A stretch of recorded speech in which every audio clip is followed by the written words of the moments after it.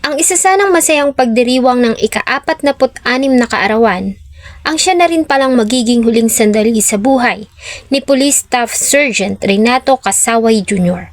Matapos mawala, ang 7 araw na pangungulila at paghahanap ng kanyang pamilya ay natapos ng matagpuan ang naaagnas na nitong katawan sa isang septic tank sa Green Street, Felicissima Village, Barangay Mohon, Malolos City, Bulacan.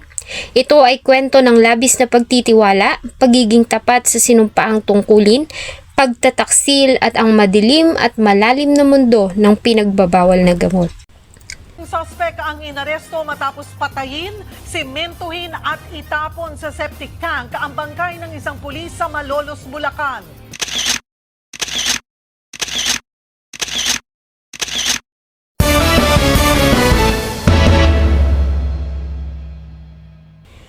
January 25, 2026, nang dumulog ang isang umiiyak at nag-aalalang babae sa tanggapan ng kapulisan sa Malolos City, Bulacan.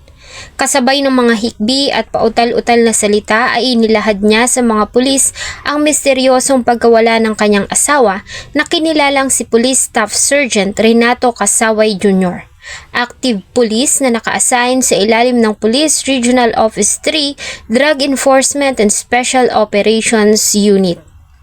Sa salaysay ng asawa ng biktima, January 24, 2026, ay kaarawan ni Police Staff Sergeant Renato Casaway Jr. Isa sana itong simpleng salo-salo lamang ng pamilya.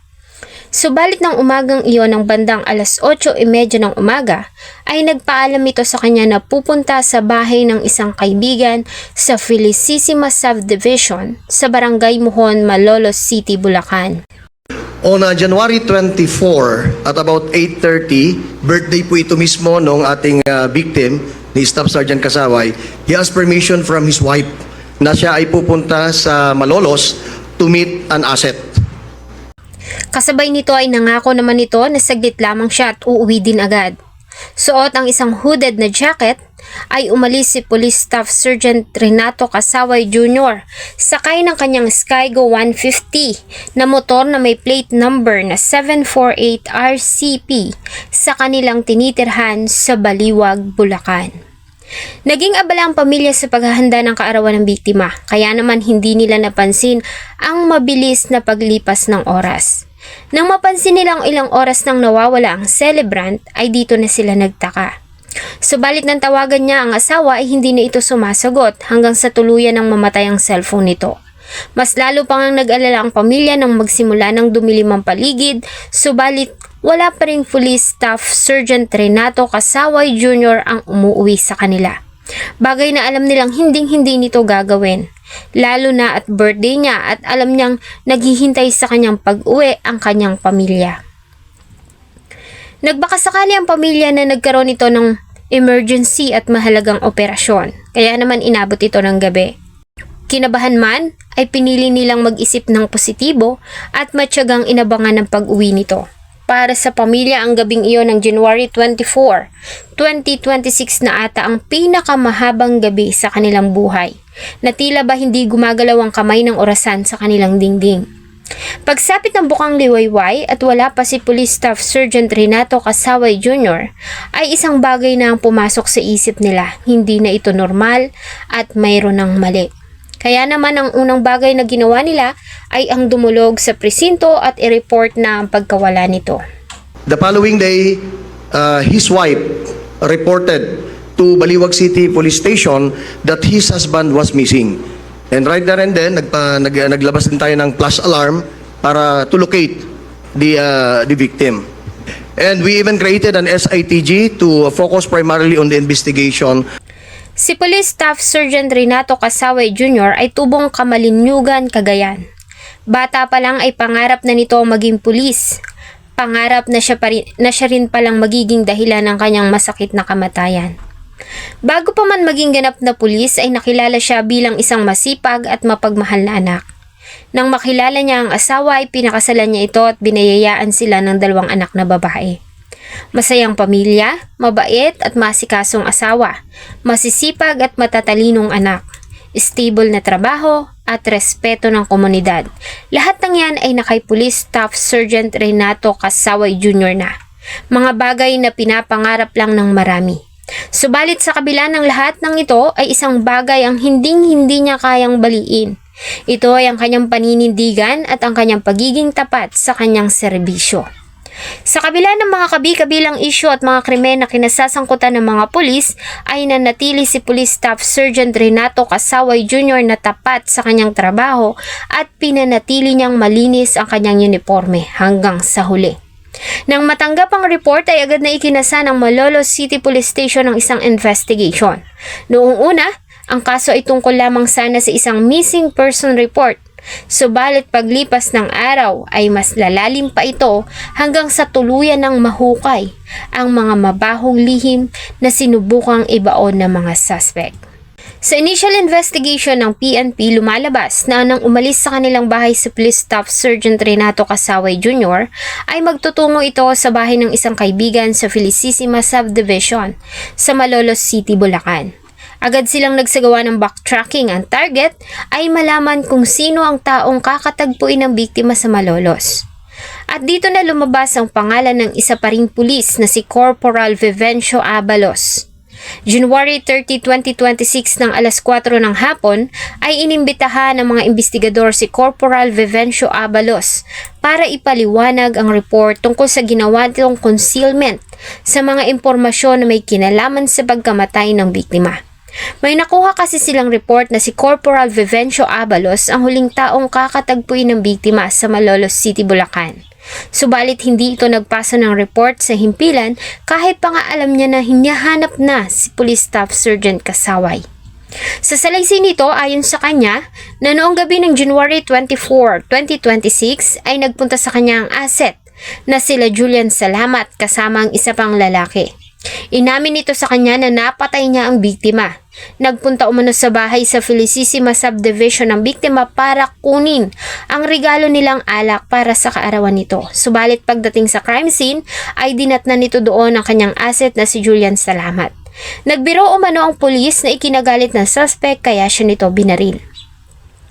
Sa kabila nito ay isang bagay ang agad na pumasok sa isip ng mga investigador. Bakit hindi hinuli ni Corporal Vivencio Abalos ang mga suspect gayong hayagan ng mga ito inamin ang kanilang ginawa? Sa halip ay hinayaan niya mga ito na makatakas. At sa kabila ng nalamang impormasyon ay walang report tungkol sa pangyayari ang i-final nito sa himpilan. Kaya naman inaresto nila si Abalos sa aligasyon na may kinalaman nito sa nangyari. On January 30, because of this investigation, we learned that one of our policemen in Malolos, Bulacan, meron siyang kinalaman doon sa insidente. That's in the person of Corporal Vivencio Abalos. Because, remember, this January 24 na wala si Casaway, ito ay binaril.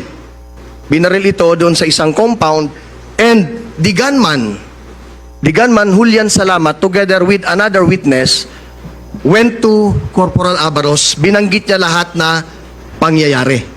So, na-discover natin yan January 30 na. So, may kita mo dito yung talagang deliberate yung pag-conceal ni Abalos nung insidente. January 30, 2026 sa parehod pa ring araw ng alas 6 ng hapon ay isang testigo ang lumutang na malaki ang naitulong sa kaso. At sa pagkakatagpo sa katawan ng nawawalang si Police Staff Sergeant Casaway Jr. Isang lalaki sa katauhan ni Mark Vincent De Santar ang dumulog sa tanggapan ng Malolos City Police Station at isinalaysay nito ang buong pangyayari at personal din itong sinamahan ng mga pulis sa lugar kung saan nila itinago ang katawan ng biktima. So on January 30 about 6 p.m., nakuha rin natin yung isang witness in alias Mark natin. Siya rin yung nag-elaborate, nag-corroborate ng statement ni Corporal Abalos kung paano pinatay si Corporal Casaway. 11:30 ng gabi, kasama ang Police Regional Office 3, Malolos Police Station, Scene of the Crime Operatives at CIDG, ay nagtungo ang grupo sa isang bahay sa number 001, Green Street, Felicissima Village, Barangay Mohon, Malolos City, Bulacan. Dinala sila ni Mark Vincent sa bahay na pagmamay-ari ni Oliver Paul Mauricio, anak ng sikat na journalist sa Bulacan na si Orlan Mauricio. Sa likod ng modernong bahay ay doon nila nakita ang isang hindi patapos na ginagawang septic tank. Ayon sa suspect na si Mark Vincent, sa nasabing septic tank naroon ang katawan na hinahanap na si Police Staff Sergeant Kasaway Jr.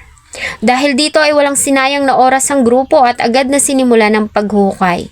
Nahirapan pa nga silang magtungkab sa tumigas na at medyo makapal na semento na ibinuhos sa ibabaw nito. Inabot din ng halos 3 oras ang grupo bago tuluyang mahukay at matagpuan ang katawan.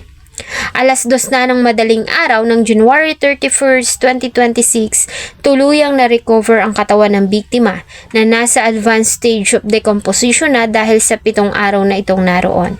On the eve of January 30 at about 11:30 p.m. ng gabi, a joint operation composed of the PRO3, the Malolos CPS, the PIDEG, the SOCO, we went to the crime scene located sa isang subdivision sa Malolos in Barangay Muhon. And dun nga, na-discover natin sa septic tank yung cadaver ni Staff Sergeant Kasaway together yung kanya mga personal belonging. The cadaver was positively identified by his wife. In-identify mismo ng asawa niya na yun si Staff Sergeant Kasaway. Maliban sa katawan ay nakuha rin nila sa septic tank ang itim na U-box, helmet, basyo ng bala ng baril at ilan pang mga gamit ng biktima. Sa ginawang autopsy sa katawan ni Police Staff Sergeant Kasaway Jr. ay lumabas na nagtamo ito ng 3 tama ng bala ng baril. 2 rito ay tumama sa kanyang kamay, nagpapakita na sinubukan pa nitong salagi ng bala. Samantalang isa sa mga ito ay nagawang tumagos at tumama sa kanyang ulo na siyang naging dahilan ng kanyang kamatayan. Sa parehong araw ay isa pang mahalagang ebidensya ang napasa kamay ng mga pulis. Ito ay ang kuha ng CCTV footages sa garahe ng mismong bahay kung saan naganap ang krimen.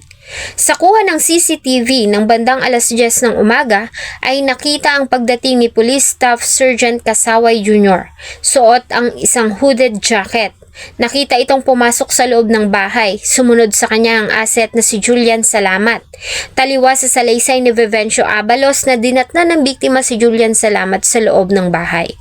Pagpasok ni Julian Salamat ay magkakasunod na putok ng baril ang umalingaw sa paligid na narinig ng mga taong nakatambay sa labas. Subalit tila walang narinig ang mga ito at nagpatuloy lamang sa kanilang pagkukwentuhan. Maya-maya pa ay muling lumabas si Julian Salamat at sa pagkakataong ito ay may tinawag itong 3 tao. Maririnig pa sa video mga katagang dahan-dahan tutulo ang dugo. Matapos nito ay pumasok silang muli sa loob ng bahay. Tutulo yung dugo pa rin. Tutulo yung dugo. Dahil sa mga nakalap na ebidensya at mga salaysay ng mga witnesses at 2 suspect, ay agad na inaresto ng mga pulis si Oliver Paul Mauricio alias Sam Paul, 32 years old na may-ari ng property kung saan natagpuan ang katawan at nangyari ang pagpatay. Nalaman nila na si Oliver Paul Mauricio ay dati nang naaresto dahil sa pagkakasangkot nito sa illegal na gamot noong 2023. Matagal nang minamanmanan ng grupo ni Police Staff Sergeant Kasaway Jr. ang grupo at para makakalap ng sapat na ebidensya at impormasyon ay nagtanim sila ng asset sa loob ng organisasyon. Ito ay sa katauhan ng suspect na si Julian Salamat at isa pang police corporal na si Vivencio Abalos. Kay Julian Salamat kumukuha ng impormasyon si Police Staff Sergeant Kasaway Jr. na naging dahilan kaya naman naaresto nito ang isa sa mga tauhan ni Oliver Paul Mauricio noong December 24, 2025. Bagay na ikinagalit ng grupo. Base sa salaysay ng suspect at witness na si Mark Vincent, ay nag-aalala ang grupo dahil sa nagiging tinik na sa kanilang operasyon ng biktima. At para hindi mapagbalingan ay bumaligtad si Julian Salamat at nagbalik loob sa grupo. Siya din ang tinuturong suspect na siyang pumatay sa biktima.